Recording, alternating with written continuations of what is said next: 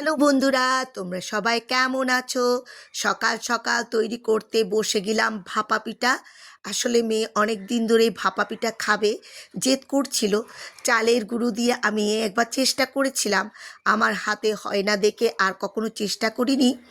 ইউটিউবে এক দিদির হাতে এইরকম ভাপা পিঠা করতে দেখেছি, তো আমার কাছে ভালো লেগেছে, তাই আমিও করলাম। প্রথমে নারকেলের পুর করে নিলাম, সুজি দিয়ে একটা ব্যাটার তৈরি করলাম, তারপর কাপের মধ্যে তেল ব্রাশ করে আমি ভাপায় এই পিঠা বসিয়ে দিলাম। দেখো ফুলে কি সুন্দর হয়েছে, পিঠাটা দেখতে অনেক ভালো লাগছিল।